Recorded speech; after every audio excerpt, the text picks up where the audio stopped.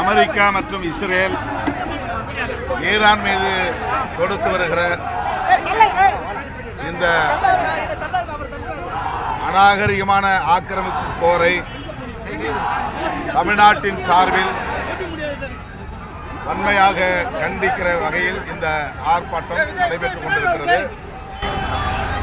Iran உச்ச தலைவர் Khamenei அவர்கள் படுகொலை செய்யப்பட்டிருக்கிறார். மேலும் குழந்தைகள் உள்ளிட்ட பலர் கொல்லப்படுகின்றனர்.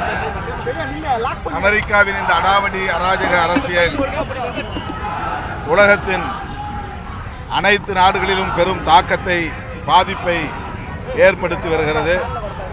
வளைகுடா நாடுகளில் ஈரான் உள்ளிட்ட அனைத்து வளைகுடா நாடுகளிலும் இந்தியர்கள், குறிப்பாக தமிழர்கள், பல்லாயிரக்கணக்கானவர்கள் வேலை செய்து வருகிறார்கள். அவர்களின் உயிர்களுக்கும் பாதுகாப்பற்ற நிலை உள்ளது.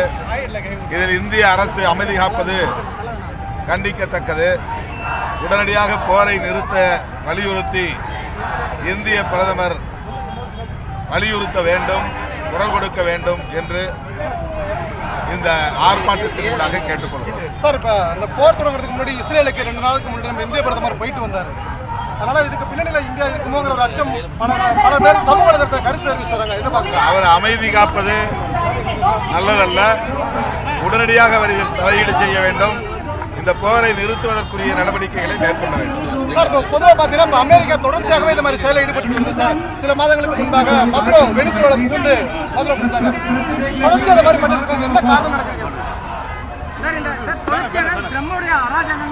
தொடர்ச்சியா இந்த மாதிரி பண்ணிட்டு வராங்க சார். இஸ்லாமியர்களுக்கு எதிராக தொடர்ந்து செயல்பட்டு வருவதாகவும் தெரிவிக்கப்படுகிறது. ட்ரம்புடைய நடவடிக்கை அனைத்து உலக நாடுகளாலும் இன்றைக்கு கண்டிக்கப்பட்டு வருகிறது. பிரிட்டன் கூட இந்த போர் தேவையில்லை என்று சொல்லியும் இந்த போரை நடத்துவது அவருடைய அராஜகத்தை உறுதி செய்கிறது. இதனால் உலகப் போர் மூடுவதற்கும் சாத்தியக்கூறுகள் இருப்பதாக பலர் சுட்டிக்காட்டி வருகின்றனர். இந்த நிலையில் இந்தியா அமைதி காப்பது நல்லதல்ல.